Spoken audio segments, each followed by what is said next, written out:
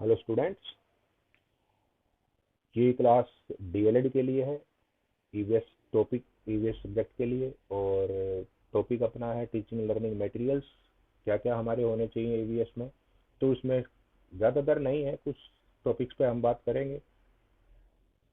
सबसे पहले आता है टीचिंग लर्निंग मटेरियल होता क्या है, ये सबसे पहले जान लेना जरूरी है। ये कहता है कि teaching learning material is a generic term used to describe the resources teacher use to deliver instructions, teaching materials, and can support student learning and increase student success। यानी ये एक ऐसा वर्ड है या इस तरह से इस्तेमाल किया जाता है जिसका इस्तेमाल अध्यापकों द्वारा अपने विषय को डिलीवर करने के लिए एक रिसोर्स के रूप में इस्तेमाल होता है। यानी ये कह लीजिए ये रिसोर्स है अपने इंस्ट्रक्शन को डिलीवर करने का। Teaching material can support student learning and increase student success. क्योंकि इसका इस्तेमाल करने से क्या होता है कि जो स्टूडेंट का सक्सेस रेशो है, अधिगम का जो तरीका है वो काफ़ी स्थायी होता है। स्टूडेंट की सक्सेस रेट जो है वो काफ़ी बढ़ जाते हैं, अधिक सफलता से बच्चे सीख पाते हैं। अब कुछ विषय हैं जिसके बारे में हम बात करेंगे। सबसे पहले आता है thematic map. Thematic map were first developed during the 17th century. A thematic map displays information regarding a specific data such as the average population density in a certain area. A thematic map does not allow general geographical features such as city location unless use a reference point। यानी ये कहता है कि thematic map का पहली बार जब प्रयोग किया गया तो वो 1700 शताब्दी में किया गया, सेंचुरी में किया गया था। थीमेटिक मैप किसी भी स्पेसिफिक डाटा को किसी भी स्पेसिफिक एरिया में प्रस्तुत करने के लिए किया जाता है।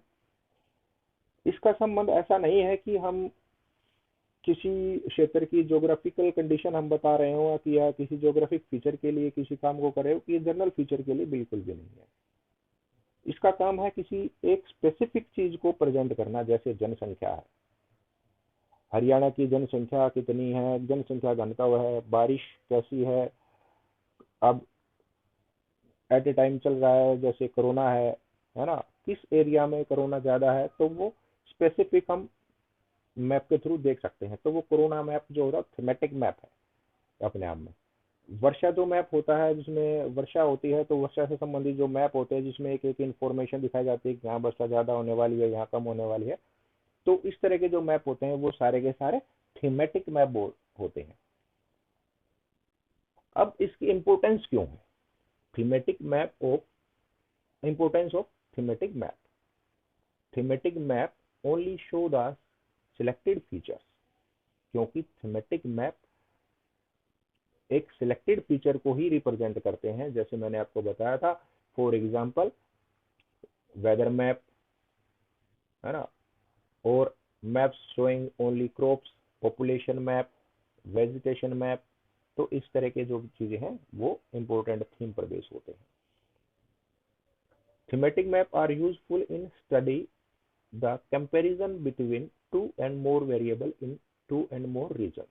यानी थीमेटिक मैप का प्रयोग हम क्या करते हैं, जब दो जगहों पर यानी एक से अधिक जो स्थान है उन स्थानों में हमने कंपैरिजन करना हो। यानी जनसंख्या घनत्व यहाँ कितना है, यहाँ कितना है, या मिट्टी लगा लीजिए, यहाँ की मिट्टी कैसी है, यहाँ की मिट्टी कैसी है, या पॉपुलेशन है ना, यहाँ की पॉपुलेशन इतनी क्यों है, यहाँ इतनी ऐसी है, या वर्षा ऋतु यहाँ इतनी कम क्यों, कितनी हुई, यहाँ इतनी हुई। तो इन सब का अगर हमें कंपैरिजन करना है तो उस कंपैरिजन के लिए हम विभिन्न क्षेत्रों के अपने थीमेटिक मैप लेते हैं जिससे उनके कंपैरिजन करने में आसानी होती है।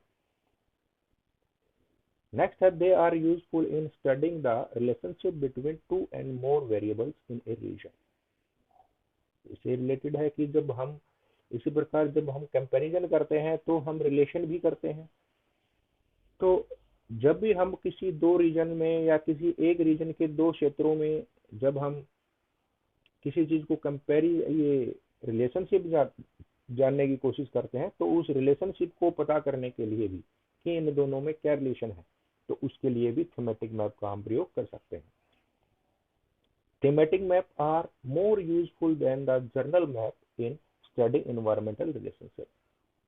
यानी थीमेटिक मैप का सबसे ज्यादा इस्तेमाल जर्नल मैप जो होते हैं उनके अलावा जो हम इन्वायरमेंटल रिलेशनशिप होती है, उस इन्वायरमेंटल रिलेशनशिप को पढ़ने के लिए थीमेटिक मैप का प्रयोग ज्यादा बेनिफिशियल होता है ना, बजाय जनरल मैप के। अब दूसरा हमारा टॉपिक था concept map. Concept map typically represent ideas and information as a box or circle, which is connects the labeled arrow in downward branching hierarchy structure. The relationship between concepts can be architectural in linked phrases such as cause, requires and contributes to। यानी इसका कहने का तात्पर्य है कि concept map किसी विषय से संबंधित या किसी एक तो विषय वस्तु से संबंधित उसके आइडियाज या उसकी इंफॉर्मेशन को बॉक्सों के आधार पर यानी खानों में प्रेजेंट करने का एक तरीका है। इसके हम जितने भी रिलेशनशिप होते हैं उसको हायरार्की स्ट्रक्चर में या एरो लगा के संबंध के आधार पर उसको प्रेजेंट करते हैं। ये बताता है कि उस पर्टिकुलर इंफॉर्मेशन का दूसरी पर्टिकुलर इंफॉर्मेशन के साथ क्या संबंध है। तो उस संबंध को जब हम दर्शाते हैं तो उसको दर्शाने के लिए हम कंसेप्ट मैप का प्रयोग करते हैं।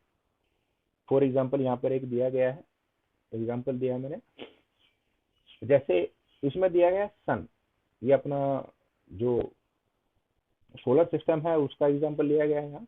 तो देखो यहाँ पर संबंध है कि सोलर सिस्टम है और उस सोलर सिस्टम का संबंध यहाँ ये सारे के सारे प्लेनेट है, इनका संबंध दिखाया गया है कि सोलर सिस्टम के इतने प्लेनेट है, यानी इसका संबंध है इससे। अब एग्जाम्पल लेते हैं इसका अर्थ।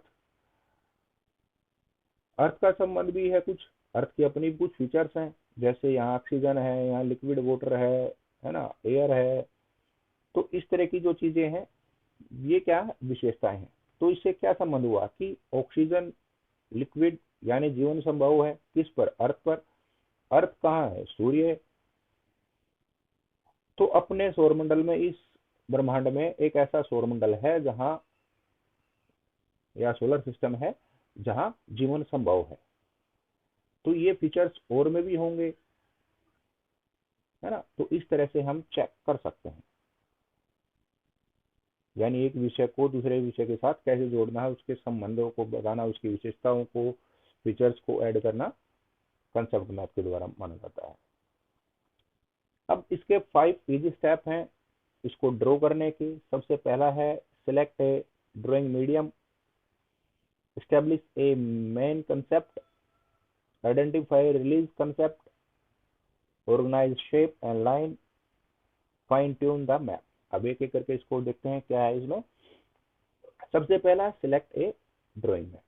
ये कहता है कि हर आदमी या ज्यादातर लोग जो होते हैं वो पेन और पेपर का इस्तेमाल ज्यादा करते हैं क्योंकि वो आसानी से उपलब्ध हो जाता है। लेकिन क्या है कि इस तरह का इस्तेमाल तो हम कर लेते हैं, लेकिन इसको प्रोफेशनली इसको सेव नहीं किया जा सकता। कहीं दूसरी जगह हमको उसको प्रेजेंट करना हो तो प्रेजेंट करने में काफी दिक्कतें आती हैं। तो हमें यहाँ इस तरह का माध्यम लेना है जो ज्यादा से ज्यादा जिसमें सेव कर सकें, जिसको अपने फ्यूचर में या पर प्रोफेशनली जिसका हम इस्तेमाल कर सकते हैं। तो इस तरह का मीडियम जो है हमने चूज करना है। सेकंड है एस्टेब्लिश ए मेन कंसेप्ट। अब जब हम मीडियम चूज कर लेते हैं तो दूसरा हमारा काम आता है कि जिस टॉपिक के ऊपर बनाना है वो टॉपिक चूज करें, यानी मेन कंसेप्ट हमारा क्या होगा। जैसे हम जनसंख्या के ऊपर बनाते हैं या गाय है, गाय के ऊपर बनाते हैं, या वहां पर हमने सोलर सिस्टम लिया था तो मेन कंसेप्ट क्या था, सोलर सिस्टम। या इसमें हमने बीच में रखा था सन, तो मेन कंसेप्ट तो क्या था, सन था। तो इस तरह से हम इसको ले सकते हैं।